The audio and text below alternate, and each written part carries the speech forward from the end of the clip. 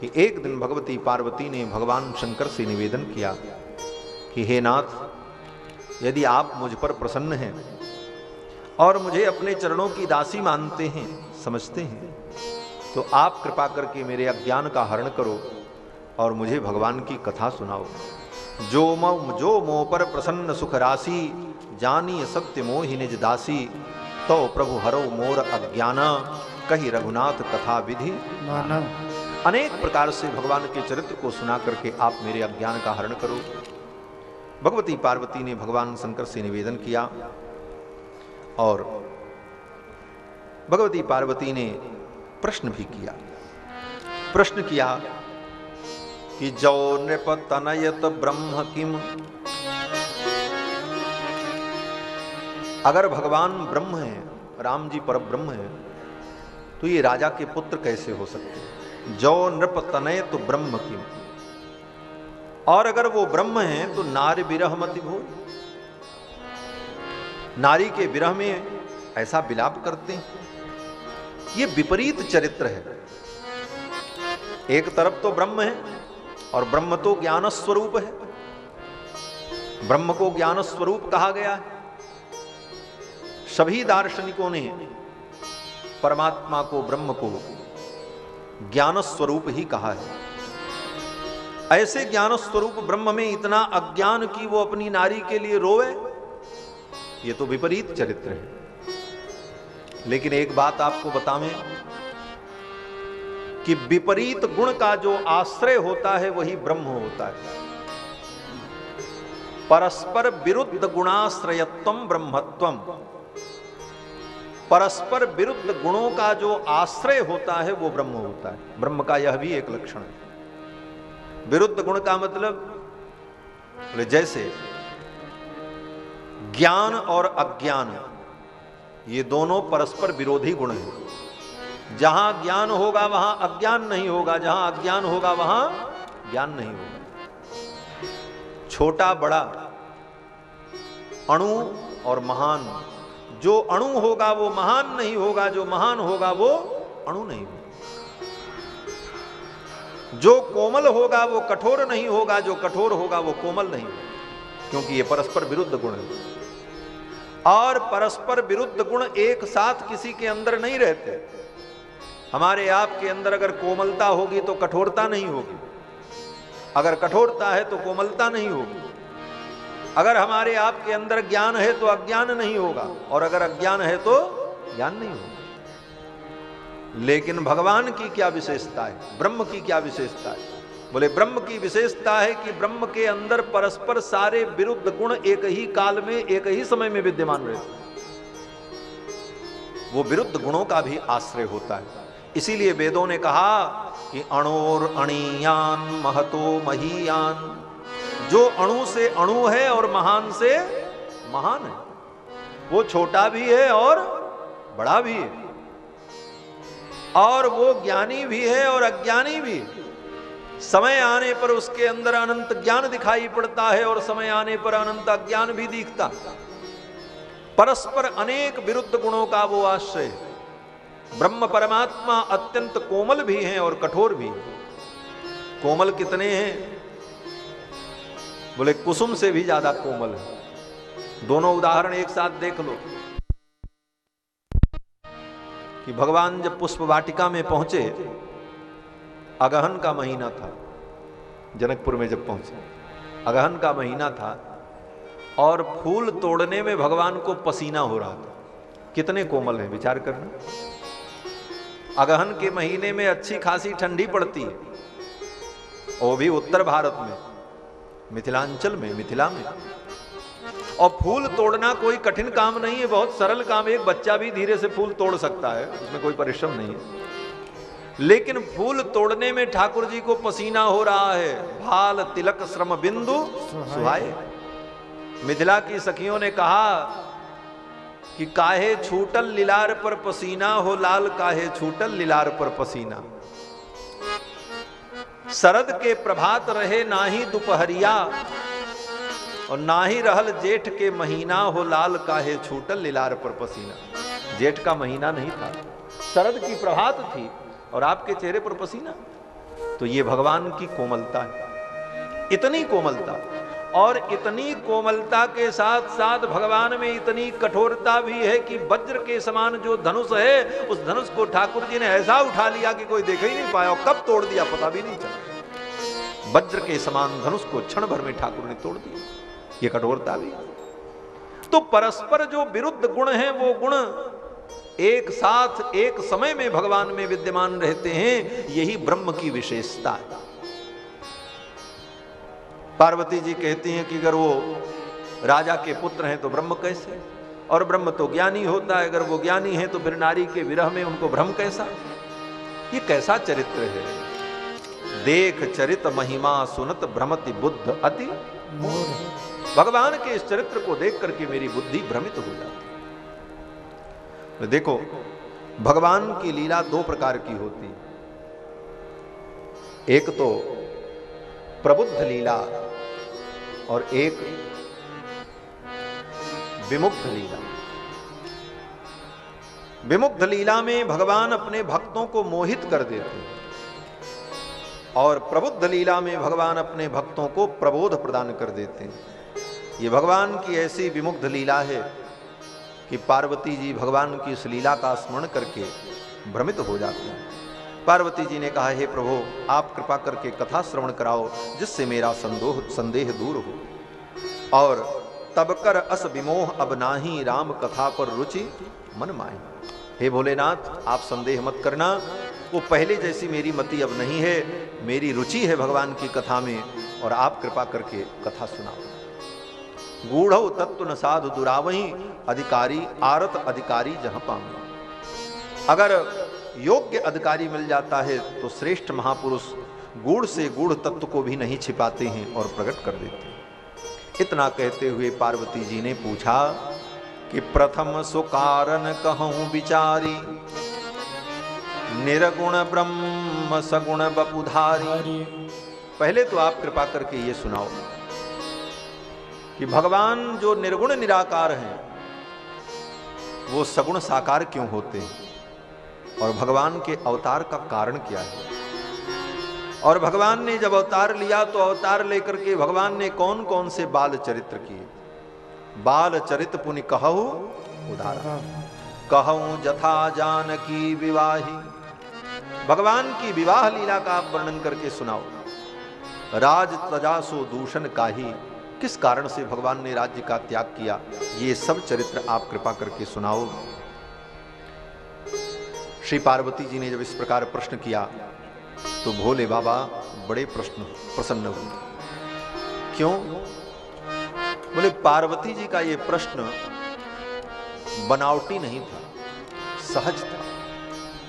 जैसे बहुत लोग कुछ जानना भी नहीं चाहते हैं और जानने की क्षमता भी नहीं है, लेकिन जिज्ञासु बनने की चेष्टा करते हैं कि हम भी जिज्ञासु हैं, और जिज्ञासु बनकर के प्रश्न करते हैं। तो ऐसा कपटपूर्ण प्रश्न नहीं है, सहज प्रश्न है। कृष्ण उमा के सहज सुहाई, कृष्ण उमा के सहज सुहाई। जल विहीन सुनि शिव मन भाई, जल विहीन सुनि शिव मन भाई। हरि राम चरित सब आए, हरि राम चरित सब आए। प्रेम पुलक लोचन जल छाए, प्रेम पुलक लोचन जल छाए। श्री रघुनाथ रूप उर आवा, श्री रघुनाथ रूप उर आवा। परमानंद अमित सुख पावा, परमानंद अमित सुख पावा। कृष्ण उमा के सहज की सुहाई, कृष्ण उमा के पार्वती जी का प्रश्न अत्यंत सहज और कपट रहित है। जब सरल भाव से सहज ढंग से व्यक्ति भगवान की कथा सुनने की इच्छा करता है तो वक्ता के हृदय में स्वतः भगवान का चरित्र प्रकट होता है। और सुनने वाले के मन में अगर कपट है, बनावटीपन है, दिखावा है, प्रदर्शन है, तो वक्ता के हृदय में भी वो भाव नहीं आएगा, कथा का वो भाव प्रकट ही नहीं है। पार्वती के सहज प्रश्न को सुनकर के भगवान शंकर प्रसन्न हो गए और परिणाम बोले, हरे ही राम चरित सब आए। राम जी का चरित्र भगवान शंकर के हृदय में सब प्रकट हो गया, आ गया। हर ही राम चरित सब आए। क्या प्रमाण है कि राम जी का चरित्र भगवान शंकर के हृदय में आ गया? बोले, प्रेम पुलक लोचन जल छाए। शरीर की जो रोमावली थी वो पुलकित हो गई, रोम रोम हर्षित हो गया और आंखों में प्रेमाश्रु आ गया। भगवान का स्मरण करते ही शरीर रोमांचित हो जाए, आंखों में प्रेमाश्रु आ जाए, समझ लो हृदय में भगवान आ गए, भगवान का चरित्र आ गया। बाग गदगदा द्रवते यस्य चित्तम रुदंत भीक्षणम हसति क्वचित्। ऐसी विलक्षण दशा जीवन में आई। भोले बाबा के हृदय में भगवान की सारी लीलाएं प्रकट हो गई। और एक बात बतावें, भगवान की लीला जब हृदय में प्रकट होती है तो लीला से भगवान भिन्न नहीं है। भगवान और भगवान की लीला में कोई अंतर नहीं है, भगवान ही हृदय में प्रकट हो जाता है। इसीलिए अगली पंक्ति में गोस्वामी जी ने कहा, श्री रघुनाथ रूप उर आवा। रघुनाथ जी का रूप ही भगवान के हृदय में आ गया, भोले बाबा के हृदय में। परमानंद अमित सुख पावा। परमानंद की अनुभूति भोले बाबा ने की, शंकर जी ने, और भोले बाबा को भाव समाधि लग गई। आंख बंद, हृदय में भगवान का दर्शन करने लगे। मगन ध्यान रस दंड जुगे पुनि मन बाहर कीन। मगन ध्यान रस दंड जुगे पुनि मन बाहर कीन। रघुपति चरित महेश तब हर्षित बरने लीन। रघुपति चरित महेश तब हर्षित बरने लीन। मगन ध्यान रस दंड जुग पुनिमन बाई। 2 दंड तक भोले बाबा तो ध्यान में ही बैठे रहे। अब ध्यान में ही बैठे रहेंगे तो कथा कैसे होगी? मन को उस ध्यान से हटाना पड़ेगा। पुनि मन बाहर कीन, मन को बाहर किया। क्यों? बोले, स्वयं अगर डूबे रहेंगे तो कथा नहीं बोल पाएंगे। जैसे कोई व्यक्ति पानी में डुबकी लगा ले तो जिस समय वो डुबकी लगाएगा उस समय बोल नहीं पाएगा, और जिस समय वो बाहर निकल करके बोलेगा उस समय डूब नहीं सकता। तो भगवान के भाव में अगर डूब जाओगे तो बोल नहीं पाओगे। बोलने के लिए तो बाहर आना पड़ता है, मन को बाहर करना पड़ता है। भोले बाबा ने अपने मन को बाहर किया। पुनि मन बाहर कीन। रघुपति चरित महेश तब हर्षित बरनई लीन। भगवान के चरित्र का वर्णन करने लगे। सर्वप्रथम भोले बाबा ने भगवती पार्वती को साधुवाद दिया। धन्य धन्य गिरिराज कुमारी। हे गिरिराज कुमारी, आप धन्य हो, तुम समान नहीं को उपकारी। तुम्हारे समान तो कोई उपकारी नहीं है। पूछे रघुपति कथा प्रसंगा, सकल लोक जग पावनी गंगा। आपने भगवान रघुपति के चरित्र के विषय में प्रश्न किया है और इस प्रश्न के द्वारा कथा गंगा प्रवाहित होगी जो सकल लोक का मंगल करेगी। पार्वती जी को भगवान भोलेनाथ ने साधुवाद दिया। देखो, सच्चा प्रेमी श्रोता मिल जाए तो वो साधुवाद का पात्र होता है, क्योंकि उसके प्रश्न से, उसकी जिज्ञासा से अनेक लोगों का कल्याण होता है।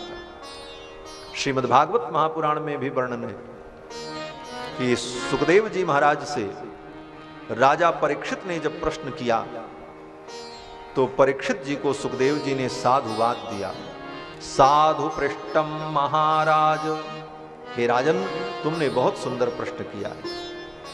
एवं निशम्य भृगुनंदन साधुवादम वैयासिकस्य भगवानथ विष्णुरातं प्रत्यर्च कृष्णचरितं कलिकल्मषग्नं व्याहर्तुमारभत भागवत प्रदान।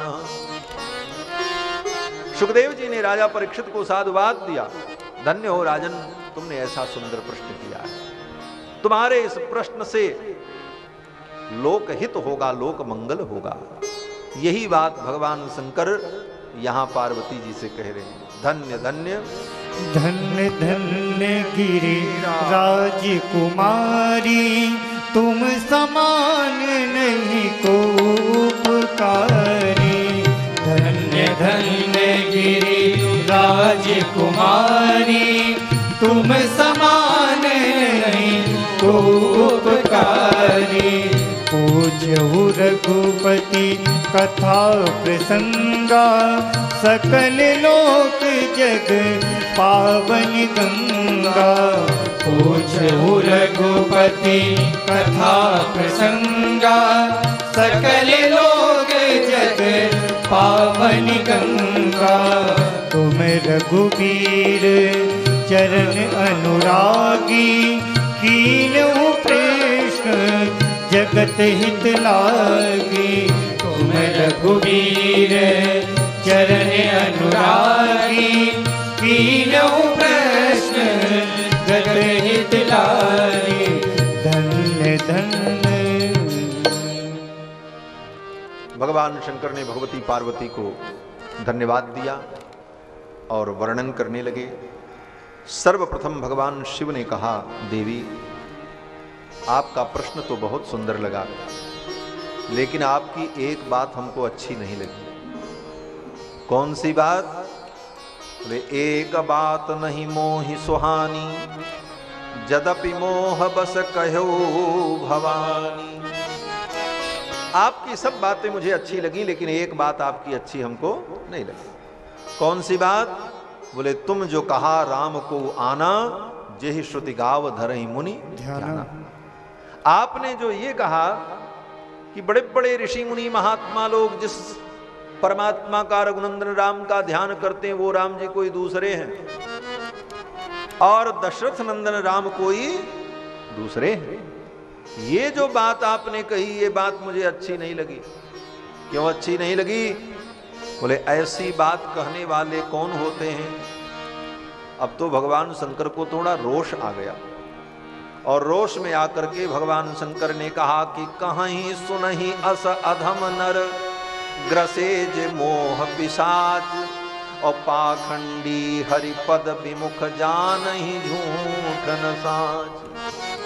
ऐसी बात तो वो करते हैं जो पाखंडी हैं, जिनको सत्य और असत्य का ज्ञान नहीं है। अज्ञान रूपी पिशाच ने जिसको पकड़ लिया है, ऐसे लोग ऐसा कहते हैं। और इतने पर भी भोले बाबा का रोष कम नहीं हुआ। अब तो भोले बाबा और बोलने लगे। भोले बाबा ने कहा, वो लोग अज्ञानी हैं जो दशरथ नंदन राम को और परब्रह्म राम को अलग अलग मानते। अज्ञ अकोविद अंध अभागी, काई विषय मुकुर मन लागी, लंपट कपटी कुटिल बिसेखी, सपने संत सभा नहीं देखी। कहीं ते वेद असम्मत बानी, जिनके सूझ लाभ नहीं हानि, मुकुर मलिन अरु नयन विहीना, राम रूप देखें किम दीना। अरे वो तो अंधे हैं। इस प्रकार भगवान शिव ने बड़ी लंबी फटकार लगाई, और फिर भगवान शंकर कहते हैं कि जिन कृतमो महामोह मदपाना, तिन कर कहा करिय नहीं काना। ऐसा कहने वाले जो लोग हैं, वो मोह की मदिरा पी चुके हैं। जो भगवान परब्रह्म परमात्मा सच्चिदानंद अखिल कोटि ब्रह्मांड नायक हैं, वही भगवान श्री दशरथ नंदन राम हैं। जो निर्गुण निराकार ब्रह्म हैं, जिनको वेदों ने निर्गुण निराकार निर्विकार कहा, जिन परब्रह्म परमात्मा को वेदों ने अनंत कल्याण गुण निलय कहा, वही भगवान श्री दशरथ नंदन राम है। जिन परमात्मा को, ब्रह्म को वेदों ने कहा अपाद पाणो जवनो गृहीता, जो बिना पैर के चलता है, जो बिना हाथ के ही सब कुछ करता है, बिना मुख के ही जो बोलता है, वही परब्रह्म परमात्मा श्री दशरथ नंदन राम है। भगवान शंकर कहते हैं कि बिनु पद चलई सुनई बिनु काना, और कर बिनु कर्म करई विधि नाना, आनन रहित सकल रस भोगी, बिनु वाणी बकता बड़ जोगी। ऐसे जो ब्रह्म परमात्मा हैं, जिनका गान वेदों ने किया है, जेहि इमे गावई वेद बुध, और जाहि धरई मुनि ध्यान, सोई दशरथ सुत भगत हित कौशलपति भगवान। वही परब्रह्म परमात्मा सच्चिदानंद सोई दशरथ सुत, वही दशरथ के पुत्र है। बोले महाराज, ऐसे ब्रह्म परमात्मा दशरथ जी के बेटा बन गए, क्यों? बोले भगत हित, अपने भक्तों के लिए। कौशलपति भगवान। भगवान शंकर के इन वचनों को सुन करके पार्वती जी के मन में जो भ्रम था, वो भ्रम दूर हो गया। सुनी शिव के भ्रम भंजन बचना, और मिट गए सब कुतर्क के रचना। कुतर्क की जितनी रचनाएं थी वो सब मिट गईं, और मन का भ्रम दूर हो गया। और भगवान शंकर भगवती पार्वती को कथा सुनाने लगे। अब कथा सुनाते हुए भगवान शंकर कहते हैं, देवी आपने पूछा कि भगवान के अवतार का हेतु क्या है, भगवान अवतार क्यों लेते हैं? तो भगवान शंकर ने कहा, देवी भगवान के अवतार का कोई निश्चित हेतु नहीं है, और कोई भी प्राणी निश्चित रूप से ये नहीं कह सकता कि भगवान के अवतार का कारण क्या है। हरि अवतार है तुझे ही होई, हरि अवतार है तुझे होई, इद में थम कहीं जाई न सोई, इद में थम कहीं जाई न सोई। राम अतर्क बुद्धि मन पानी, राम अतर्क बुद्धि मन पानी, मत हमार अस सुनई सयानी, मत हमारे अस सुनई सयानी। हरि अवतार हेतु जे ही होई। भगवान के अवतार का हेतु क्या है? इदम इत्थम कही जाए न सोई। इदम इत्थम, ये भगवान के अवतार का कारण है, ऐसा निश्चित रूप से कोई नहीं कह सकता कि इस कारण से भगवान ने अवतार लिया। ऐसा कह पाना संभव नहीं है। तदपि संत मुनि वेद पुराना, जसु कुछ कहीं स्वमति अनुमाना। फिर भी संत महात्मा ज्ञानी जन अपनी मति और बुद्धि के अनुसार भगवान के अवतार का निरूपण करते हैं। भगवान के अवतार के अनेक हेतुओं का भोले बाबा ने वर्णन किया, और भोले बाबा कहते हैं कि राम जन्म कर हेतु अनेका, और परम विचित्र एक ते एका। राम जी के जन्म के अनेक हेतु हैं, अनेक कारण, और परम विचित्र और एक से एक विलक्षण है। कुछ हेतुओं का मैं वर्णन करता हूं। पहले हेतु का वर्णन करते हुए भोले बाबा कहते हैं कि द्वारपाल हरि के प्रिय दो, जय अरु विजय जान सबको। भगवान के द्वारपाल जय और विजय, जिनके विषय में सारी दुनिया जानती है,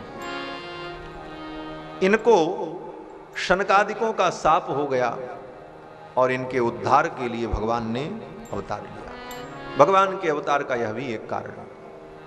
शनकादिकों ने भगवान के पार्षदों को शाप क्यों दिया?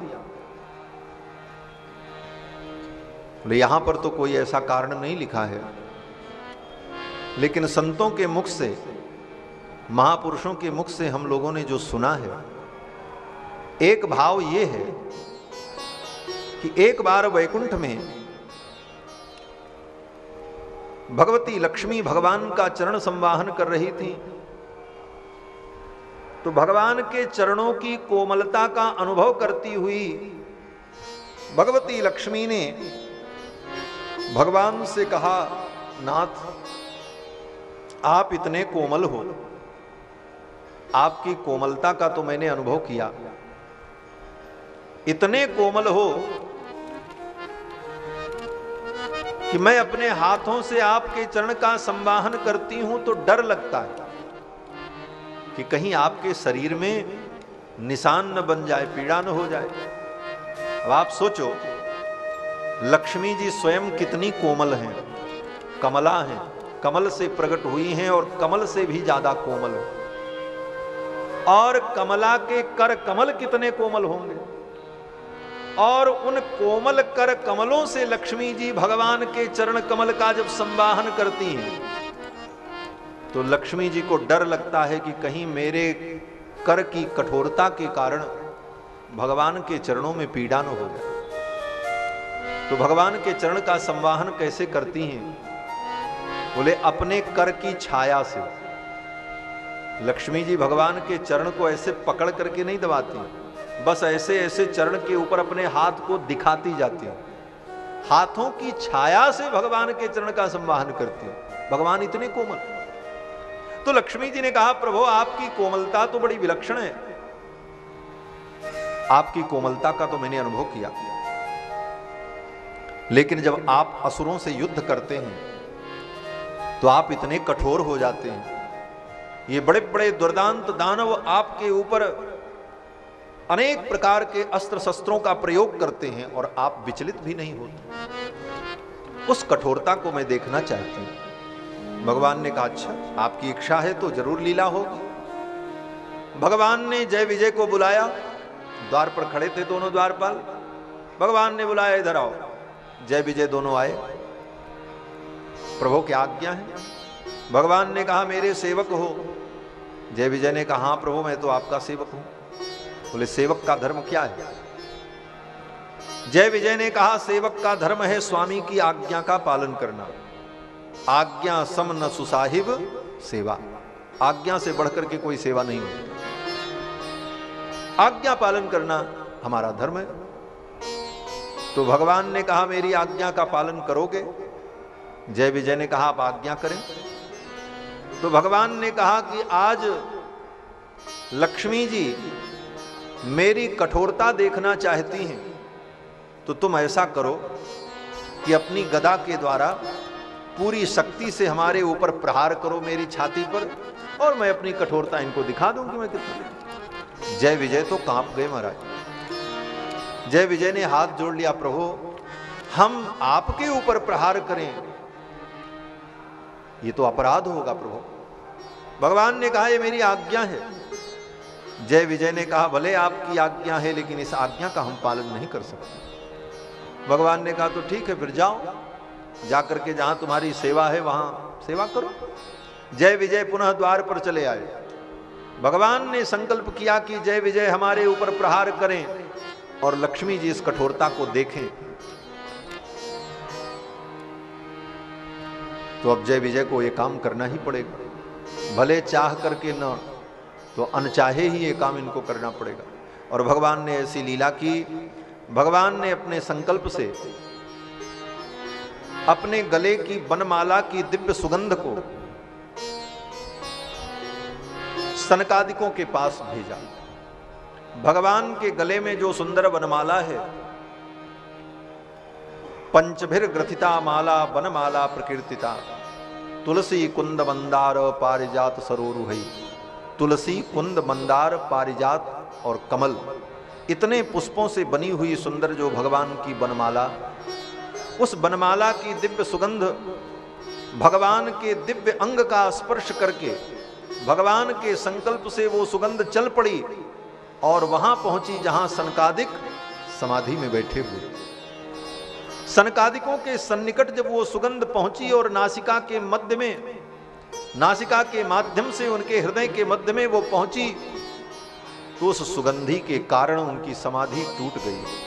किंजल क मिश्र तुलसी मकरंद वायु अंतर्गत स्वविवरेण चकार तेषाम संक्षोभमक्षरजुषामपि चित्त तन्नो। उस दिव्य सुगंधि को प्राप्त करके सनकादिकों की समाधि टूट गई और उस गंध का अनुभव करते हुए सनकादिक चल पड़े और वो गंध सीधे वैकुंठ से आ रही, सीधे वैकुंठ पहुंचे। द्वार पर जय विजय ने रोक दिया, भीतर नहीं जा सकती। सनकादिकों ने कहा मुझे जाना है, भगवान का दर्शन करना है, मत रोको। जय विजय ने फिर रोक दिया। 3 बार जब जय विजय ने रोका तो सनकादिकों को क्रोध आया और सनकादिकों ने जय विजय को शाप दे दिया, जाओ 3 जन्म तुम राक्षस बनोगे। उसी समय भगवान वैकुंठ के द्वार पर आ गए। भगवान ने सनकादिकों को देखा, सनकादिकों ने भगवान के चरणों में प्रणाम किया। सनकादिकों को संकोच होने लगा कि भगवान के वैकुंठ में आकर, भगवान के द्वार पर आकर के मैंने भगवान के पार्षदों को शाप दिया, ये तो अपराध बन गया। उनके मन के संकोच को दूर करते हुए भगवान ने कहा चिंता मत करो, अगर ये 3 जन्म राक्षस बनेंगे तो इनका उद्धार करने के लिए मैं 4 अवतार धारण करूंगा।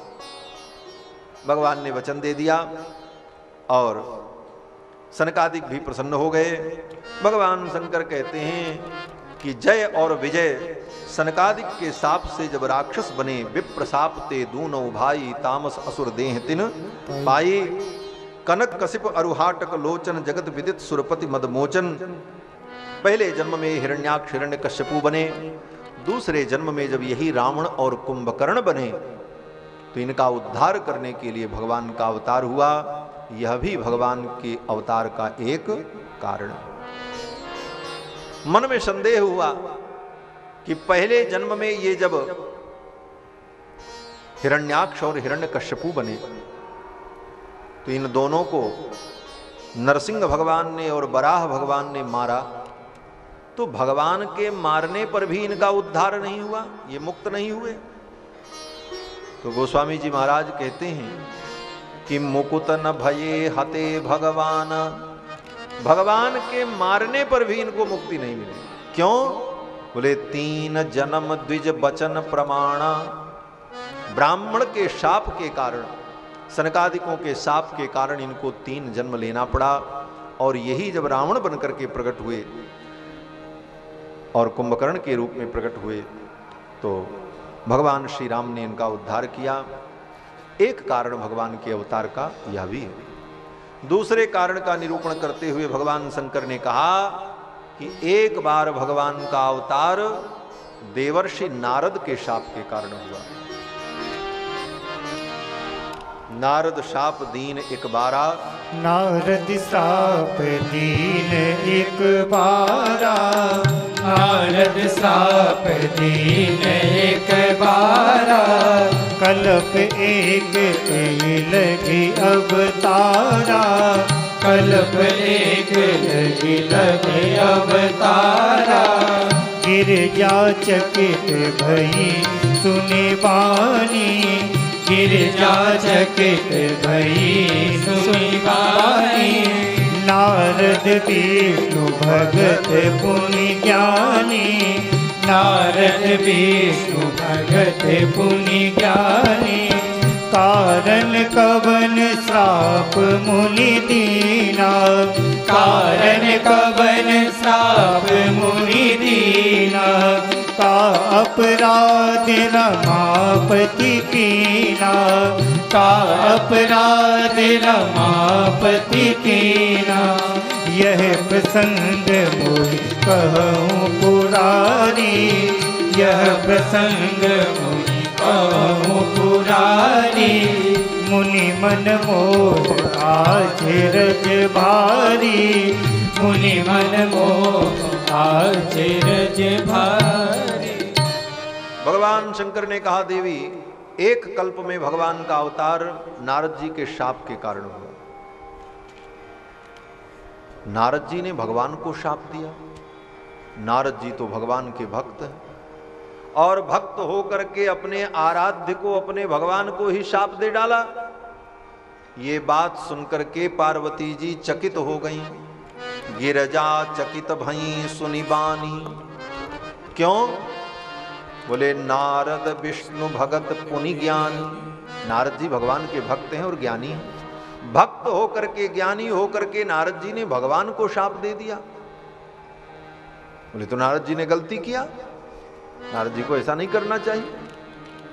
लेकिन नहीं, सती जी के मन में यह भाव नहीं आया कि नारद जी ने गलती किया। क्यों? बोले नारद जी कौन? ओ, पार्वती जी के मन में यह भाव नहीं आया कि नारद जी ने गलती की। क्यों?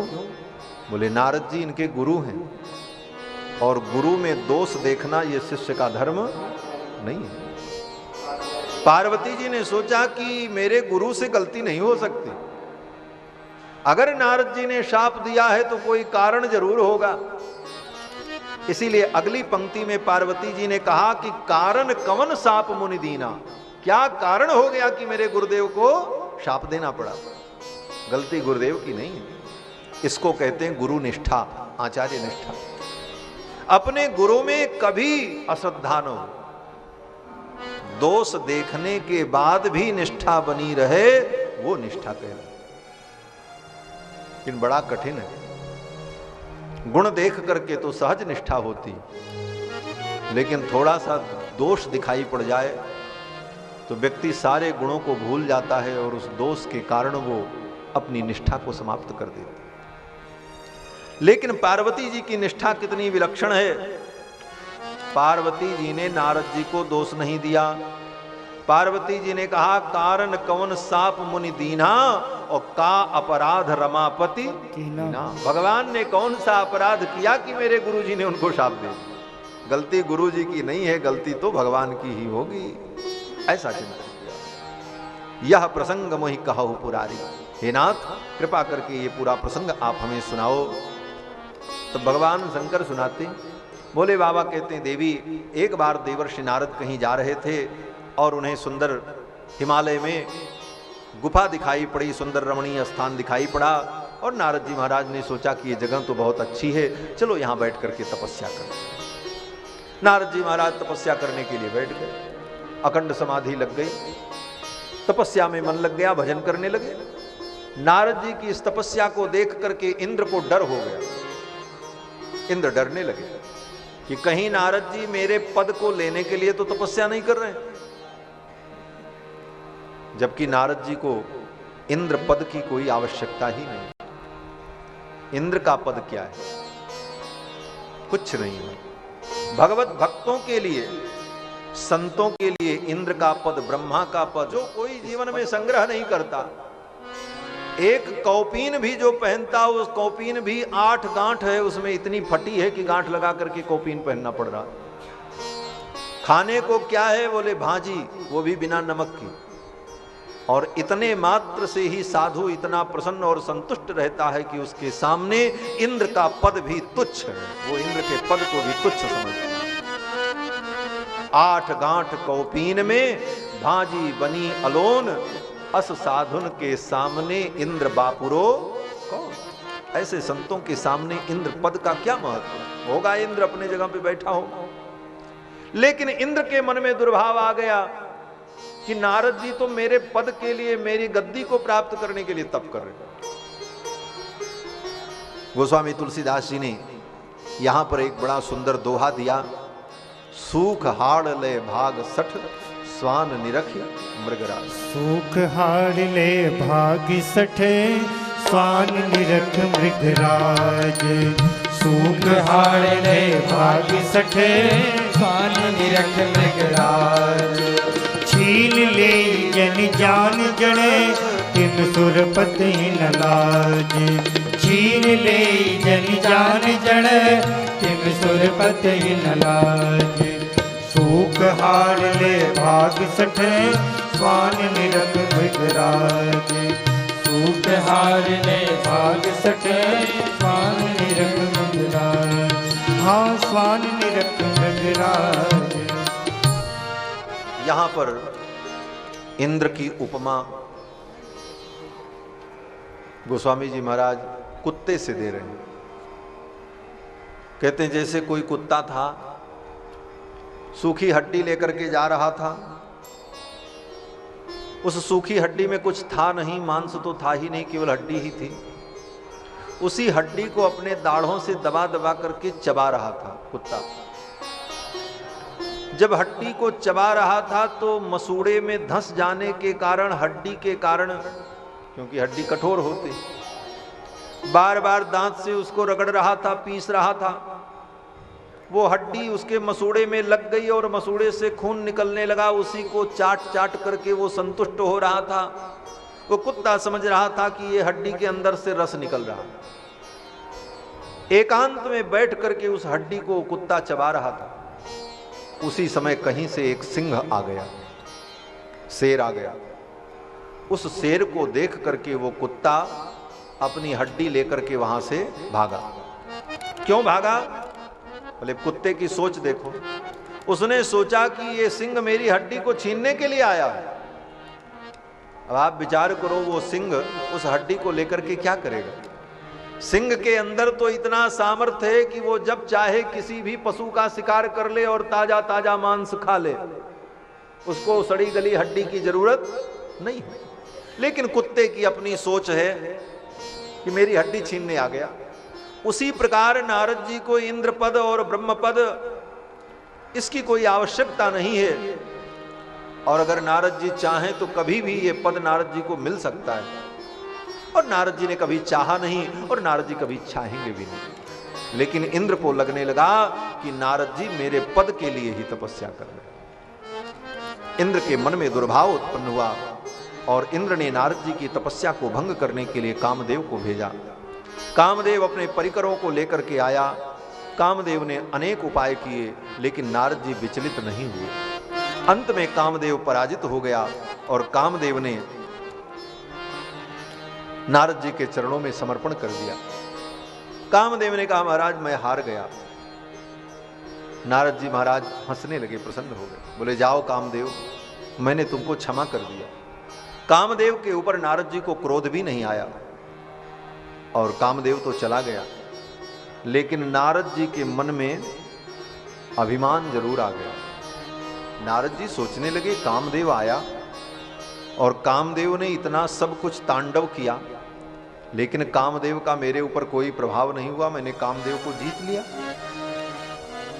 और तो और इतना ही नहीं, मैंने तो क्रोध को भी जीत लिया। कामदेव के ऊपर मुझे क्रोध भी नहीं आया। कामदेव को तो भगवान शंकर ने भी जीता था, लेकिन क्रोध को भगवान शंकर भी नहीं जीत पाए। क्रोध में आकर के भगवान शंकर ने कामदेव को भस्म कर दिया था, लेकिन मैंने तो क्रोध को भी जीत लिया।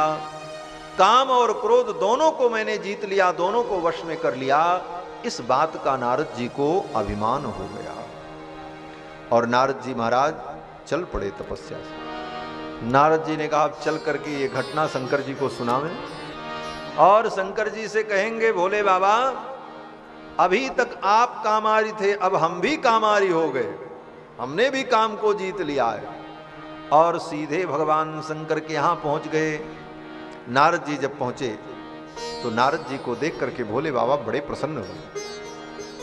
भोले बाबा ने सोचा देवर्षि नारद आ गए, ये भगवान के परम भक्त हैं, और भक्त जब मिलते हैं तो भगवान की ही चर्चा करते हैं।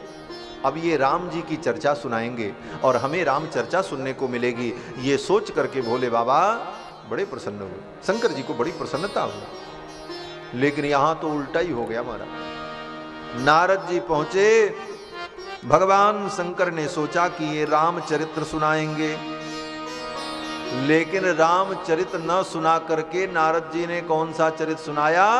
कामचरित। मारि चरित शंकर ही सुनाए, मारि चरित शंकर ही सुनाए। अति प्रिय जानी महेश सिखाए, अति प्रिय जानी महेश सिखाए। बार बार बिन बहु मुनि तोय, बार बार बिन बहु मुनि तोय। जिम यह कथा सुनायहु मोहि, जिम यह कथा सुनायहु मोहि। तिमि जन हरि सुनावहु कबहु, तिमि जनि हरहि सुनावहु कबहु चलेहु प्रसंग दुरायहु तबहु चलेहु प्रसंग दुरायहु तबहु मारि चरित शंकर सुनाए। बोले बाबा तो सोच रहे थे कि ये रामचरित सुनाएंगे, लेकिन नारद जी ने कौन चरित सुनाया? मार चरित शंकर ही सुनाए। बोले बाबा जान गए, भगवान शंकर जान गए सब कुछ। और भगवान शंकर ने कहा कोई बात नहीं, बार बार मैं आपको समझा रहा हूं हे मुनिवर, यहां तो आपने ये चर्चा कर दी, लेकिन और कहीं ये चर्चा मत करना। और जगह अगर करना भी तो कोई बात नहीं, लेकिन भगवान के सन्निकट जाकर के, भगवान श्री हरि के सन्निकट जाकर के ये चर्चा मत करना। नारद जी ने कहा अगर कोई चर्चा छेड़ दे तब? बोले अगर कोई दूसरा भी छेड़ दे तो चले वो प्रसंग दुरायो तब हूं, फिर भी इसको छिपा लेना। अगर प्रसंग भी चल जाए तो इस प्रसंग को वहीं समाप्त कर देना। भगवान शंकर ने नारद जी को बड़ा सुंदर उपदेश किया, लेकिन नारद जी को यह उपदेश समझ में नहीं आया। क्यों? बोले भगवान की इच्छा बड़ी प्रबल है। राम जी जो करते हैं वही होता है। राम कीन चाहे सोई होई, करे अन्यथा अस नहीं होई। और नारद जी चल पड़े, और नारद जी सीधे पहुंचे कहां? वैकुंठ, क्षीर सागर। क्षीर सिंधु गवने मुनिनाथा, जहां बस श्रीनिवास श्रुति नाथा। भगवान को पता चल गया कि नारद जी को अभिमान हो गया, और अब इस अभिमान को दूर करना पड़ेगा। लेकिन अब ये अभिमान दवा से ठीक होने वाला नहीं है। दवा तो शंकर जी ने दी थी, लेकिन उस दवा को नारद जी ने खाया ही नहीं। अब ये अभिमान का फोड़ा बड़ा हो गया है, और इतना बड़ा भी नहीं हुआ कि इसका ऑपरेशन किया जा सके, और दवा से ये ठीक होने वाला नहीं। तो भगवान ने सोचा अब इनके अभिमान का फोड़ा जो है इसको और बढ़ाया जाए। जब ये बढ़ जाएगा तब ऑपरेशन करने लायक हो जाएगा। इसलिए भगवान ने भी बड़ी अद्भुत लीला की। नारद जी जब पहुंचे तो स्वयं भगवान उठ करके उनका स्वागत करने लगे। हरस मिले उठ रमा निकेता, बैठे आसन ऋषि समेत। अन्य दिनों में नारद जी जब भगवान के पास जाते थे तो भगवान अपने आसन पर बैठे रहते थे, नारद जी भगवान को प्रणाम करते। लेकिन आज तो भगवान ही उठ करके दौड़ पड़े, आइए आइए महर्षि आइए, आप तो धन्य हैं, दिव्य हैं। नारद जी ने सोचा लगता है इनको भी पता चल गया है कि मैंने काम को जीत लिया। अब देखो, पहले आते थे तो कोई पूछता नहीं था, अब तो ये स्वयं दौड़ करके मेरा स्वागत कर रहे। अब तो नारद जी का अभिमान थोड़ा और बढ़ गया। और फिर भगवान जब नारद जी को लेकर के आए तो हर बार नारद जी आते थे तो भगवान के चरणों में बैठते थे। भगवान अपने आसन पर बैठते थे और नारद जी चरणों में बैठते थे। लेकिन आज भगवान ने नारद जी को जबरदस्ती पकड़ करके अपने ही आसन पर बैठा दिया बगल में। बैठे आसन ऋषि समेता, अपने ही आसन पर बगल में नारद जी को बैठाया। नारद जी तो और भूल गए। देखो, पहले हम आते थे तो वहां बैठना पड़ता था, अब ये जान गए मेरी महिमा को और अपने बराबर मुझे आसन दे रहे हैं, क्योंकि मैंने काम को भी जीत लिया, क्रोध को भी जीत लिया। और इतना ही नहीं, नारद जी महाराज भगवान को प्रणाम करते थे और कहते थे महाराज आज आपका दर्शन हुआ, मैं कृतकृत्य हुआ, मैं धन्य हुआ। हमेशा नारद जी ऐसा बोलते थे, लेकिन आज भगवान क्या बोल रहे हैं? बोले बिहसि चराचर राया, बहुते दिनन कीन मुनि दाया। भगवान ने कहा, हे मुनिनाथ, हे मुनिवर, बड़े दिनों पर आप मेरे ऊपर दया कर रहे हैं, बड़े दिनों बाद आपने दर्शन दिया है, ऐसी कृपा मेरे ऊपर की है। नारद जी सोचने लगे, अब मैं भी कृपा करने लायक हो गया, मेरी भी कृपा का महत्व हो गया समाज में। भगवान भी मेरी कृपा की अपेक्षा कर रहे हैं और कह रहे हैं बहुते दिनन कीन मुनि दाया। अब क्या था महाराज, जब अभिमान की चरम सीमा पहुंच गई तो अब नारद जी से कैसे रहा जाए। नारद जी ने वर्णन शुरू किया और जो मना किया था भगवान शंकर ने वही चरित्र नारद जी ने वर्णन किया। काम चरित नारद सब भाखे, यद्यपि प्रथम बरेज शिव राखे। काम चरित नारद सब भाखे, यद्यपि प्रथम बरेज शिव राखे।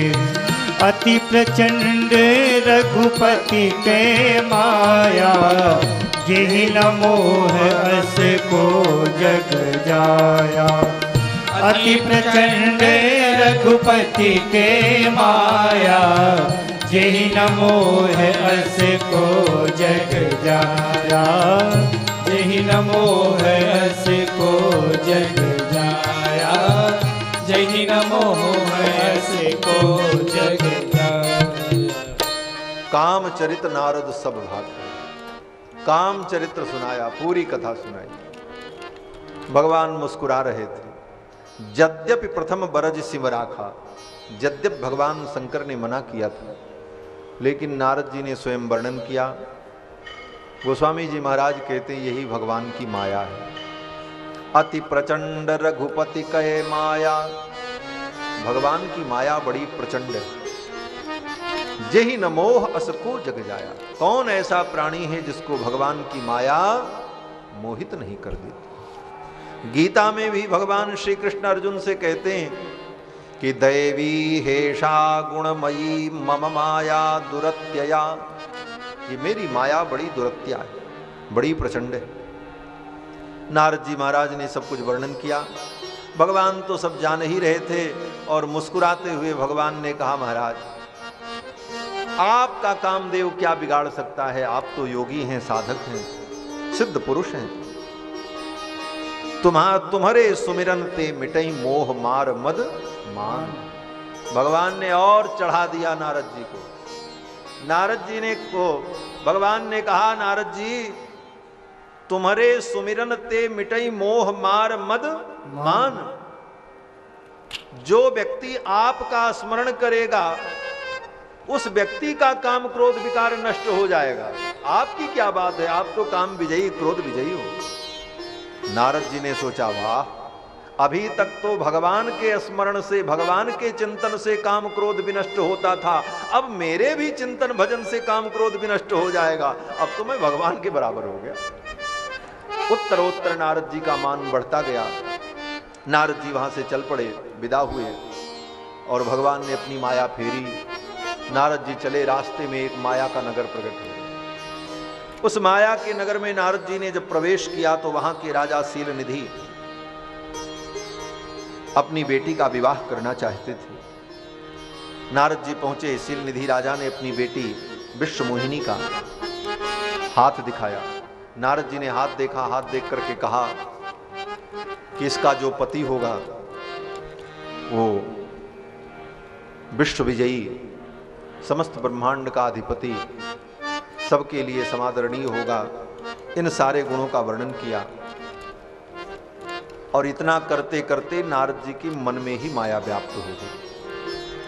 वो शील निधि राजा की कन्या जो थी विश्व मोहिनी, वो कोई और नहीं थी, भगवान की माया ही थी। जो विश्व को मोहित कर देती है उसी का नाम तो विश्व मोहिनी। और भगवान की माया सारे विश्व को मोहित करती। सब जग को रही नचाए, हरि माया जादूगर। सब जग को रही नचाए, हरि माया जादूगरनी। सब जग को रही नचाए, हरि माया जादूगरनी। हरि माया जादूगरनी, हरि माया जादूगरनी। हरि माया जादूगरनी, हरि माया जादूगरनी। सब जग को रही नचाए, हरि माया जादूगर को रही नचाए, हरि माया जादूगरनी। अति अद्भुत खेल रचाए, हरि माया जादूगरनी। अति अद्भुत खेल रचाए, हरि माया जादूगरनी। सब जग को रही नचाए हरि माया जादूगरनी।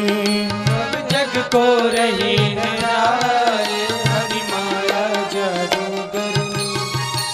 भगवान की माया बड़े बड़े ज्ञानियों को भी नचा देती है।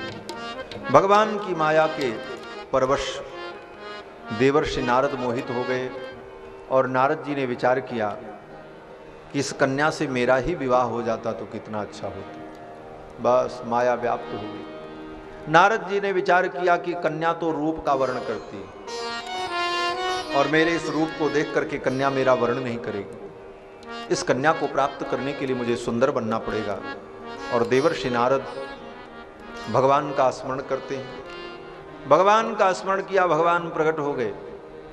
नारद जी ने कहा, प्रभु आप अपनी सुंदरता हमें दे दो जिससे वो कन्या मेरा वर्ण कर ले। जिस प्रकार मेरा हित हो वो आप करना। जे विधिनाथ होए हित मोरा, करूं सुबेग दास में तोरा। तो भगवान ने भी कह दिया कि जे विधि हुई हैं परम हित नारद सुनहु तुम्हार। जिसमें तुम्हारा परम हित होगा वही मैं करूंगा। नारद जी भगवान की इस गूढ़ वाणी को नहीं समझ पाए और भगवान ने नारद जी को सुंदर बनाने के जगह पे बंदर बना दिया। बंदर का मुख दे दिया, बंदर का चेहरा दे दिया।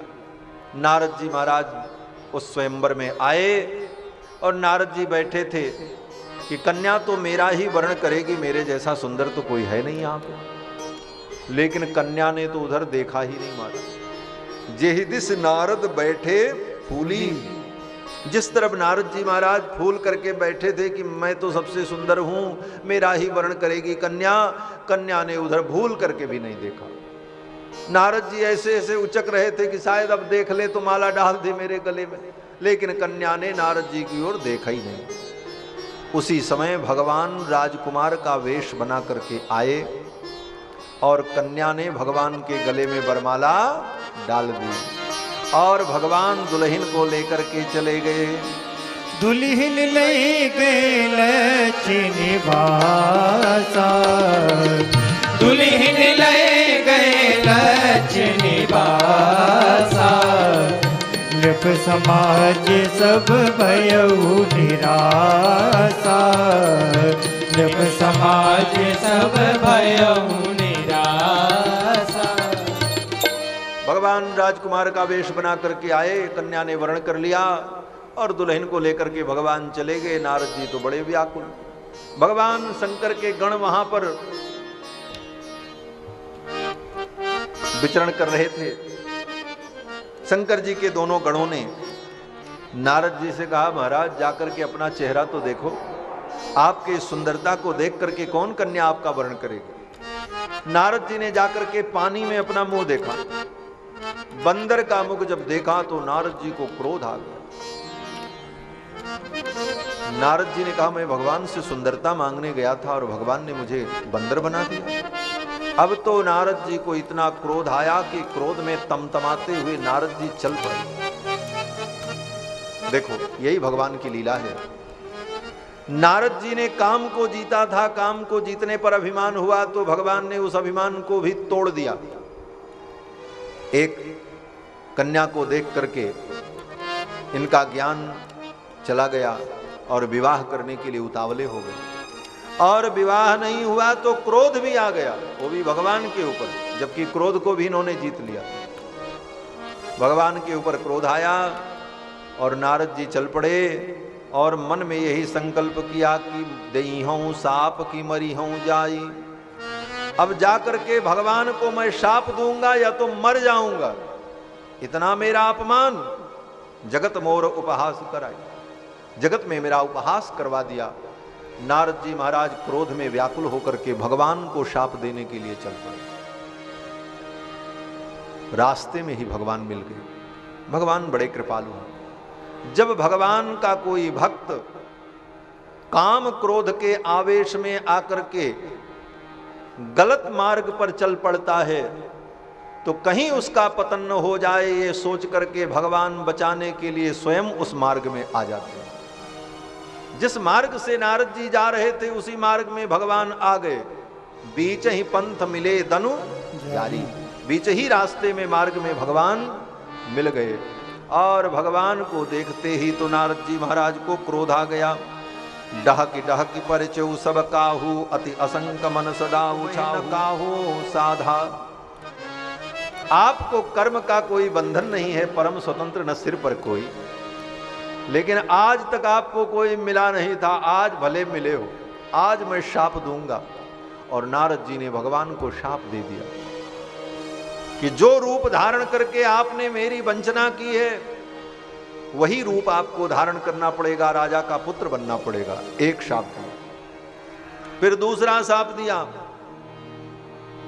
कि मेरा चेहरा बंदर जैसा बना दिया, बंदर ही आपकी सहायता करेंगे, दूसरा कोई आपकी सहायता करने वाला नहीं मिलेगा। करी है 21 सहाय तुम्हारी, और आपने मेरा विवाह नहीं होने दिया।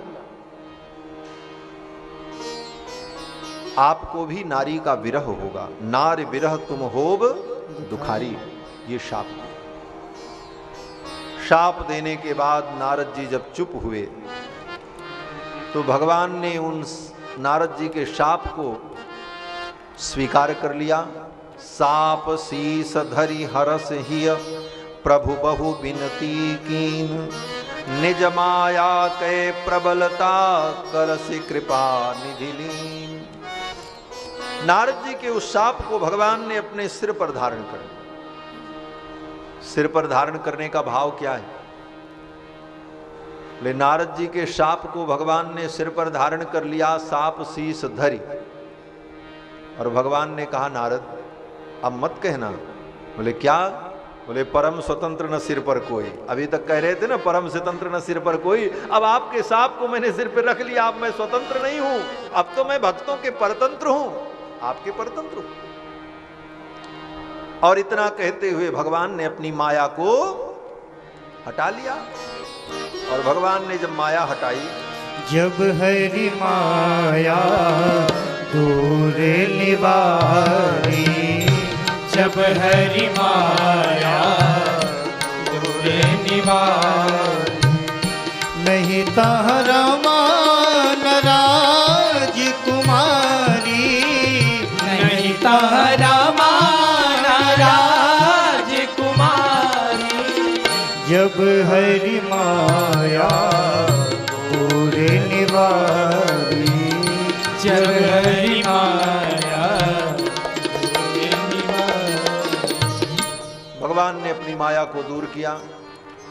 नहीं तह रमान राजकुमारी, न वहां पर लक्ष्मी जी थी न राजकुमारी थी, क्योंकि भगवान जब इस बार प्रकट हुए थे तो लक्ष्मी जी को साथ में लेकर के प्रकट हुए, और बगल में वो विश्व मोहिनी माया भी थी। संग रमा सोई राज कुमारी। इसीलिए तो नारद जी को और क्रोध आ गया। नारद जी ने देखा, नारद जी ने कहा हमारा एक भी ब्याह नहीं होने दिया और अपने दो ब्याह करके बैठे हुए। इसीलिए तो नारद जी को और क्रोध आया। लेकिन सब तो भगवान की माया थी। भगवान ने माया दूर की। नहीं तह रमान राज कुमारी। और तब नारद जी को लगा कि ये तो बहुत बड़ा अपराध बन गया। नारद जी चरणों में गिर पड़े।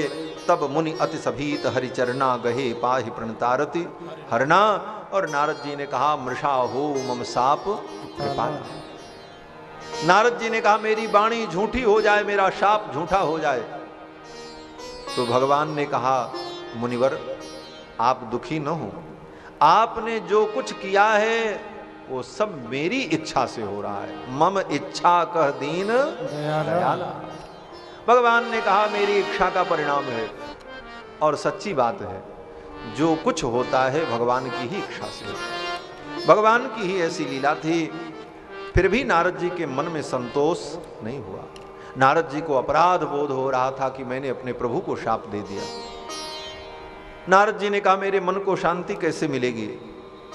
तो भगवान ने कहा जाओ, जाकर के भगवान शंकर के नाम का जप करो। जपहु जाहि शंकर सत नामा। भगवान शंकर के सतनाम का आप जप करो, मन में शांति प्राप्त होगी। नारद जी महाराज तो चले गए। भगवान शंकर कहते हैं भगवती पार्वती से कि हे देवी, नारद जी के शाप के कारण भी भगवान का अवतार हुआ। भगवान के अवतार का यह भी एक कारण है। नारद शाप दीन एक बारा, एक कल्प ते लगे अवतारा। इस कारण से एक कल्प में भगवान का अवतार हुआ। भगवान के अवतार के और भी कारण का निरूपण किया है। स्वयंभू मनु शत्रुपा के तप के कारण भगवान इनके पुत्र बनकर के आते हैं, यह भी एक कारण है।